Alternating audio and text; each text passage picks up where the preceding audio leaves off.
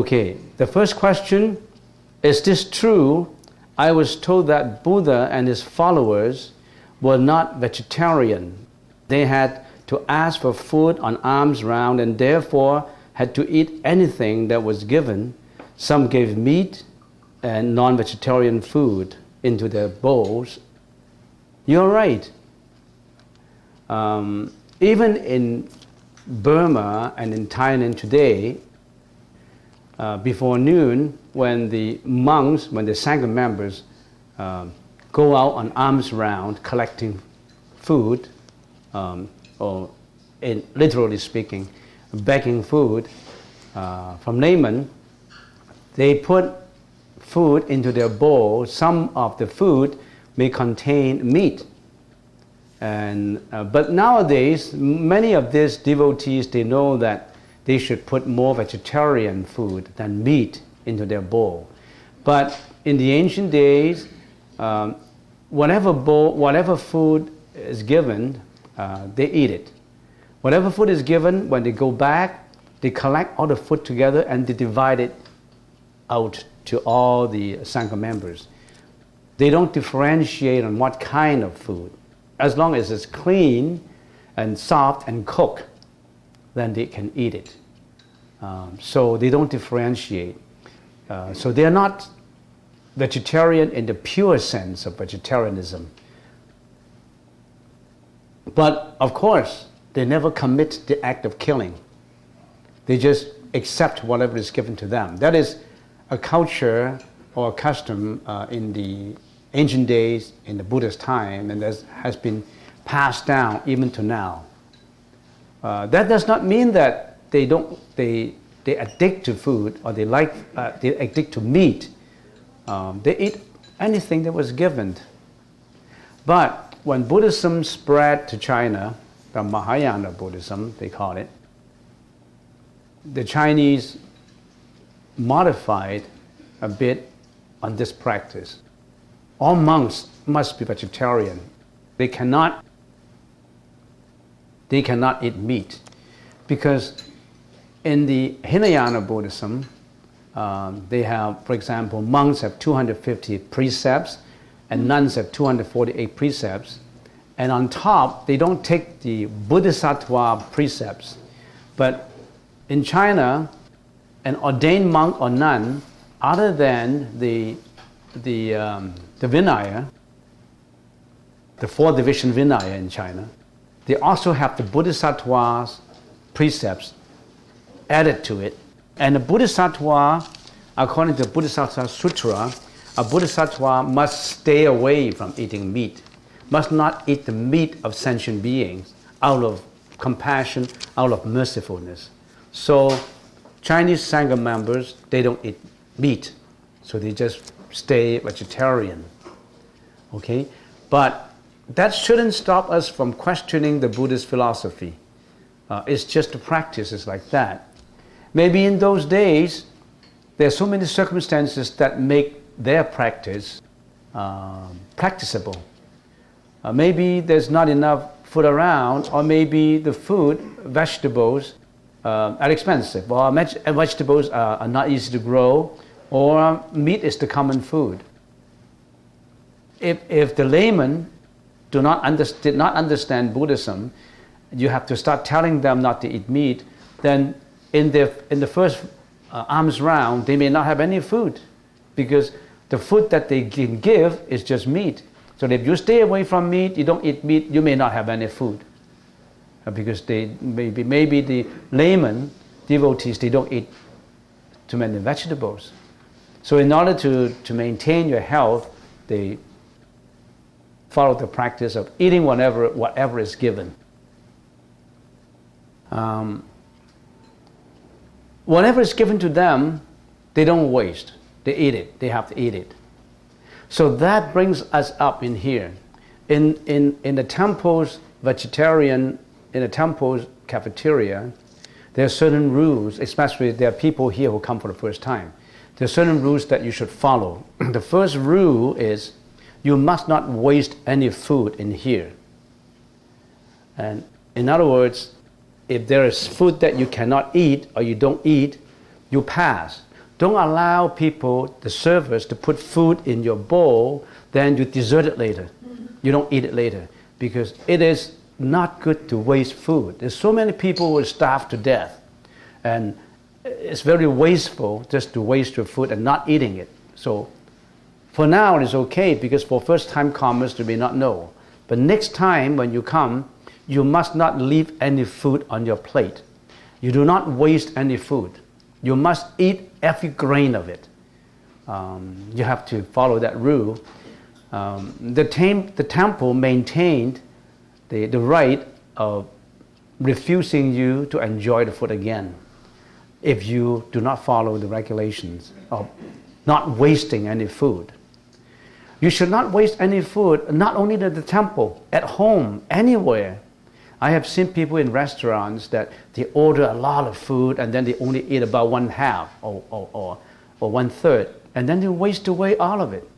I mean, imagine, temporarily speaking, talking about the world, there's so many people who suffer from starvation, and you are wasting valuable food. And it's not right, okay? Not just for Buddhism.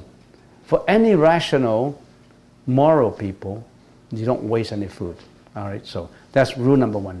Rule number 2, when you're eating in a temple, you have to eat with both hands, one with chopsticks and the other with bowl in your hand. And you do it like, don't eat with just one hand and then move your body eating the food like that. Don't just eat with one hand. You have to eat with both hands. If you eat with just one hand, you don't even follow the Chinese tradition, not just the Buddhists. The Chinese tradition said the eating posture is very important. If you use one hand and grab up your food and then adjust your body like that all the time, I'm looking from you sidelong and I can see your body moving all the time. You're not stationary. You're moving around all the time. And that's not good table manners, you know. And imagine if you're going, now if you're a teenager, if you're going out with your friends, with your client in the future, dining at a table, if you're always moving your body around, how can your client give you the business? I mean, you must watch your table manners, so you have to use with both hands. Now, also, when you're eating, even if you use both hands, don't lean against the table like that. Some people like to lean half of the body on the table and eat like that. I don't know that shows laziness or it shows you are disinterested in what you're eating. If you're leaning against the table like that, with your shoulders protruded out above your ears, how do you look like when I'm watching from you from the side? You know why I'm here? I'm watching these things. The reason why my table is put in here is I am watching you and telling you what to do. You think this table is set without a reason? So when I see all these funny gestures, I start laughing. Some people moving around like that, some people leaning against that. And I can't imagine how you can lean against a table with your lung clinging to the edge of the table and eat comfortably. So please, at home, anywhere, don't lean both hands on the table and eat. So your body has to be relatively straight. And that's, of course, rule number 2. Now, rule number 3, you must keep silent. We don't want people to talk when you're eating. And this is a tradition that many cultures don't observe. I'm not saying those cultures are wrong, but I'm saying what a Buddhist point of view about eating. You think eating is so easy a job to perform? When you come to think of it, eating is a very serious, a very respectful, a very important thing to do every day. Now, if you're not eating properly, how can you function properly? So, if you're eating and talking at the same time, the temple does not allow that. When you're eating, you must keep silent. There's a Chinese saying, when you're eating, you don't talk. When you're sleeping, you don't talk. Have you seen anybody talking while sleeping? So you don't talk when you are sleeping. You don't talk when you're eating. I can imagine you go crazy if you're sleeping and you start to talk. That is called sleep talking. And I hope you won't develop into sleepwalking. It will be funny if you develop into sleepwalking. Okay? So don't speak. And another thing, if you're eating in a round table with all the dishes of food on top, and if you start splashing your saliva onto the food, I'm going to stay away from you. When you're talking all the time, and some people talk, can you see all these germs coming out from your mouth? That's why we have the H1N1. So you really have to observe it. You make sure that you don't spread your germs around.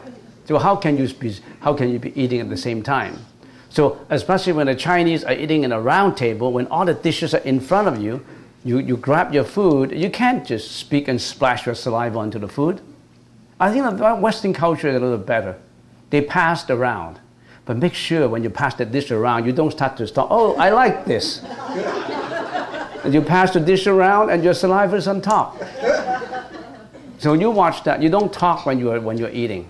Okay? So you don't talk. Now that's rule number 3. Now, rule number 4, you don't leave in the middle of a meal. If you really have to go to the Johns to ask for relaxation or whatever you want to call it, and you have to be excused. It's just like in Western table manners, you have to be excused. But please, don't say too many excuses. If every time that person over there in that corner is always asking for that excuse, we know what's going to happen. He's going to be disqualified for coming to the temple to eat again. Okay, so this is just on top of this question. This is about eating. When you come to the temple, you have to eat like that. Okay, so that answered the first question. The second question, if you are trying to explain Buddhism to someone, if he is reluctant, what should you do? Persist or stop? That happens to me too. If you're trying to, you have a very kind heart, you're very compassionate, you really want your friend to know about Buddhism so that they too can be benefited by Buddhism. You wish good, you have very wishful thinking for them. But if you talk to them with the idea of conversion, it's not the right time. You don't think about, I'm going to convert you so that you'll believe in what I believe. Now, that's not, you're doing it too abruptly and too immaturely. Well, what you do is, it's just like in sales, in marketing, in promotion. Don't do hot sales. You will get resistance from hot sales. So what you do is you fish it out first. You talk about Buddhism, and you talk it out as if Buddhism is not an orthodox, highly philosophical religion. You talk about Buddhism in relation to ordinary life, about school, about work, about life, about family, about job, about relaxation. Now, if you start to talk about meditation and say meditation can give you comfort in your alaya consciousness. Well, what is alaya consciousness? If you start to talk about meditation can relax your mind and make you sleep better, oh, I'm interested. So you see the difference? If you are orthodox in what you're talking, if you strongly believe in something and you want to impose it on someone, you're not going to get it. Do not do hot sales. Do persuasive, friendly sales. Do I answer your questions? If you find that person is reluctant, stop. Don't do any more. Come back to him later. If you're the salesman, you find that client is resisting you and you're doing hot sales, stop, talk about other things and come back to him later. You still persist, but you don't persist at that moment, you persist later. A good salesman is always persistent. Persistent not just in one time. I'm going to sell it to you now, you don't accept it. I'm not going to give up. I'm going to persist my second time. My second time is not successful. I'm not going to give up. I'm going to try a third time. That's a good salesman because you're persistent. You still have to be persistent, but persistent in a comfortable way. Maybe I should join the sales manager of a certain team so that I can tell salesmen to do better. Can Venerable tell us something about the Buddha of medicine ceremony? Thank you. The Buddha of medicine ceremony, there was a Buddha called the Buddha of medicine. And this Buddha of medicine made 12 wishes. And all these 12 wishes are geared towards giving compassion and giving auspiciousness and blessings unto people who suffer from sickness.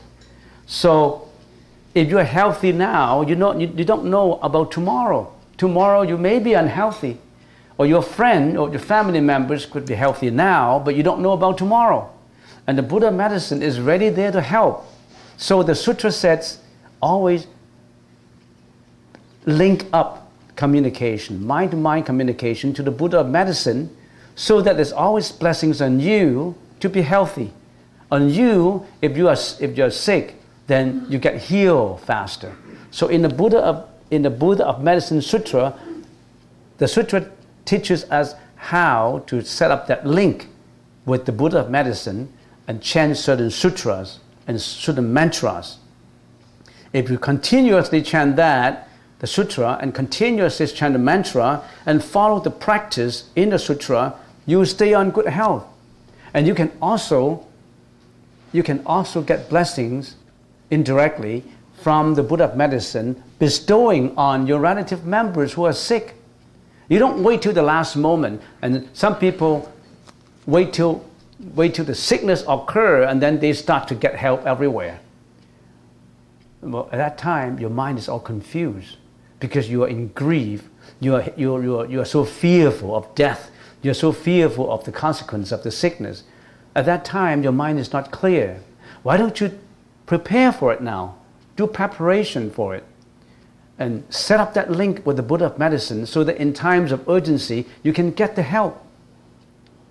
It's just like when you want to set up certain relationship, you always keep in contact with that person by giving him a phone call, say hello to him every now and then. If you want his help, instead of just when you're in urgency, then you start to call, and that guy said, "Oh, I don't know you." Well, who are you? I mean, you haven't set up contact with me. So you really have to, temporally speaking, then you really have to set up the contact. So they set up certain ceremony to help laymen to get in contact with the Buddha of medicine. This ceremony lays out all the procedures of what you should do. What you should do to link up with the Buddha of medicine. The Buddha of medicine in the Sanskrit language is Vaisajya Guru, Vaiduraya, Prabharaja, Tadagataya. You understand what I'm talking about? It's Namo, you know what it is. Vaisajya is medicine. Guru is teacher. Vaiduraya is crystal. Prabha is light. Raja is king. So all this is the name of the Buddha of medicine. The Buddha of medicine is a common English translation, but the actual word is Vaisajya Guru Vaiduraya Prabharaja Tadagataya. But it's not that difficult. I sound difficult, but it's not difficult if you learn. The mantra is not that difficult either. Namo Bhagavate Vaisajya Guru Vaiduraya Prabharajaya Tadagataya Arahate Samya Sambuddhaya Tadhyata Vaisajya Vaisajya Vaisajya Sambukate Swaha. That's the whole mantra. If you chant 108 times every day, you'll be healthy. You'll help people who got sick to be healthy. A ceremony is to help you to lay out the procedures for doing it, for chanting. All right, so I answered that question. And there's a sutra to it. So there's so many things we have to talk about. I'm only talking about the Diamond Sutra. There's so much to learn in Buddhism. I haven't learned 10% of it. I have learned enough to talk about it, but I haven't even learned 10% of it. It's so much, so massive, so immeasurable. It's like the ocean. The teaching of the Buddha is like the ocean, so vast, so boundless. But if you want to taste the ocean, do you have to drink up the whole ocean? You just scoop a cup and taste it. You know what the ocean tastes like. You don't need to drink and swallow the whole ocean. It's impossible to swallow the whole ocean. Just scoop up a cup. Taste the water. You know what that water tastes like. 10% is good enough. 1% is maybe sufficient for you. I said I already got 10%, maybe it's less. I don't know. Okay, so that answers the question. I'm not as wise as Zuputi. I hope you are. The guy of the Diamond Sutra, and even thought I have been practicing over a year, I have not been successful with the voice inside of my mind. What do you suggest me to do? I think I'm too obsessive. Well, if you have an obsessive mind and your mind is wandering all the time, you really have to learn meditation. The first thing to do is to meditate and to chant Namamitaba or the name of Buddha more. Now that may stop your mind from wandering away. That may stop your obsessiveness. Now, if you are coming here every Saturday, if you really put your mind to learning Buddhism, you're on your way. You're on your way to get away from the obsession to enlightenment. You're on your way to have more understanding. You already have straight out your first step. Remember what Lao Tzu say? 1,000,000 miles start from the first step. We're looking at 1,000,000 miles. We're looking at 1,000 miles. But that 1,000 miles starts from the first step. You already have that first step. What are you worrying about? You have that first step and you continue walking. You're not going to have a first step and you already reached your destination. If you just listen to 1 or 2 lectures, meditate once or twice, and you think you already got it, you have straight out your first step. And that's the most meaningful step. 1,000,000 miles starts from the first step, Lao Tzu said, and he said a huge, gigantic tree starts from a shooting. A small, miniature little plant will start from that seed. That small little seed, it grows into 100-foot, 16 feet diameter trunk of tree, of a cedar, after thousands of years. But it starts from the first shoot. Is it called shoot or a seedling? Yeah, a seedling. From that seedling. So you're on your way. Don't hurry. This is what I learned in Canada. Do not hurry. We used to be very hurry and do things, but now we take things at pace. One step at a time. Future, present, and past are words, semantic, and to represent concepts of time. Just because they are not material doesn't mean they don't exist or does exist only after to material things. Well, they're semantics, yes. Past, present, and future is of 3 dimensions of time. And that concept exists. Time exists. Present exists. Future exists. But they exist on causality.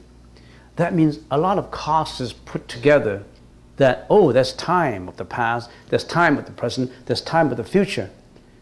It exists, but it's falsely exists. Illusionary exist.